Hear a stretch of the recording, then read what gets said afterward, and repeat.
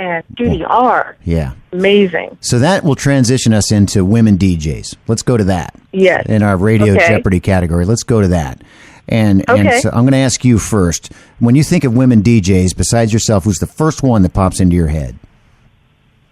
Kitty Kinnin. Ha! I knew it. You basically grew up with her.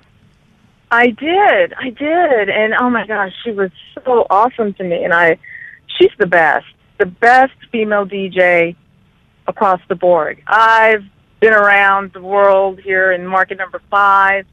I'm telling you, no one better than Kitty Kinnin. Isn't that something? You really don't know when you're in your own market what it's like in the rest of the world, but when you go out and do the other rest of the market thing and you listen out, it's just really not much better out there. So you think out of all the girls, all the chicks that were on the air out there, I mean, even Kitty, you know, even better than all the chicks in Dallas? Hands down. Well, dude, who's the big girl in Dallas? Is there a big chick announcer in Dallas? Yes, there is. And you wrote about her in your book. Who? Cindy Skull. She's there now? She's there. Yeah, when you wrote about her, she was in Oklahoma. And everybody's dream in Oklahoma was to come work radio in Dallas. Is that right? So a lot of yeah, I'm not lying to you. Okay. And yeah, Cindy Skull, man. How about that? And she's still doing it. See, now that's she's still doing it. See, now that's the girl I'm talking about, the smoky, raspy voice, who's gone to every single show, and still smokes 3 packs of Marlboros a day, doesn't do her drugs anymore, that kind of girl. Because you want to hear what they have to say because they've been around and seen it all. And then there's just like you said, the girl next door, and what was the other one we said?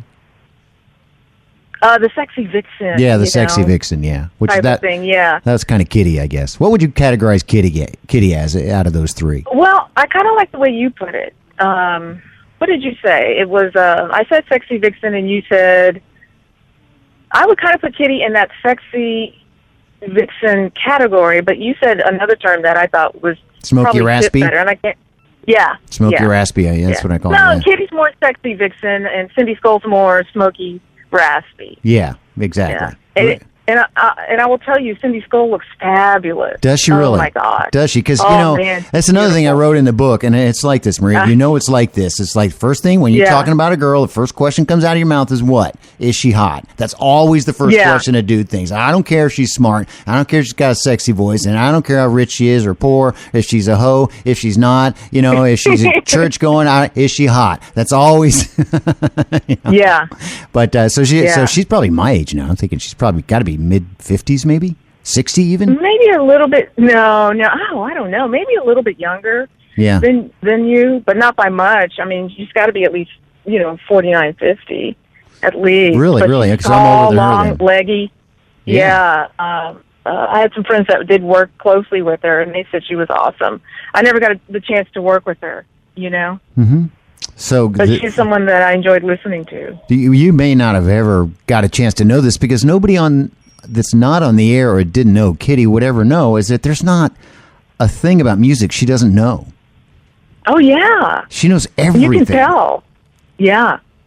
Yeah. And I love listening to her on the air. She knew everything about everything. I mean, every kind of music, not just rock, but every kind of music. It's astonishing. Yeah. Yeah. I used to make fun of her because she did the jazz brunch, and we'd tune in on Sunday morning and she'd have all the jazzy stuff going on, and I didn't get it. Oh yeah. And so I'd call her, what are you playing? Because it's jazz, it's just a bunch of noodling. Kiko Matsui I'm playing. Oh, okay, that's cool. Yeah. And then you every time I tune on, you hear on Sunday morning. It's as far as it went. But and so yeah, and so long relationship you and I have with her, of course, but and so she's kind of like the girl in Raleigh radio, but also Donna Reed was there. Do you remember her? I do remember her, and I think is she still in Houston doing voiceover stuff? I think that's what happened. She wasn't all there that all that long, I don't think, but yeah. Who else do you think of when you think of just in general? We've talked about Cindy Skull and in general, there's a chick afternoon show here in Dallas that started, 6 months ago. And in the past, you would never hear that. 2 chicks doing a show. This show, it's Leigh Ann and Courtney Kerr. Mm-hmm. And those girls are freaking hilarious. They will say whatever they want to say. It's funny. No. They talk about. And do dudes like them? Do they get good ratings? Yes. I don't know about their ratings, but yes. I mean, they talk about ball sacks, and they did this contest the other day where they were giving away Janet Jackson tickets. I'm saying, oh, that's cool already. Okay. They're giving away Janet Jackson tickets, and they called it, you had to, like, sing a lyric, the next lyric. Hey, sorry to interrupt, but I'm going to let you get back to it real quick. Sorry to interrupt. I'll let you get back to the story. But what's funnier, ball sack or nut sack? They're both funny.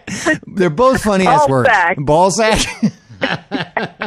Okay, now we're in the sandbox, right? So you honestly think ball sack is that kind of show? Yeah, right. Okay, ball sack. Nut sack is funnier to me, but anyway. So they were doing this thing. Go ahead. Sorry. They do this thing, so they were giving away Janet Jackson tickets. Everybody gives away tickets, but they called it the Janet Jackson Jack Off. On the air, and I'm like, that's the kind of show I want to do.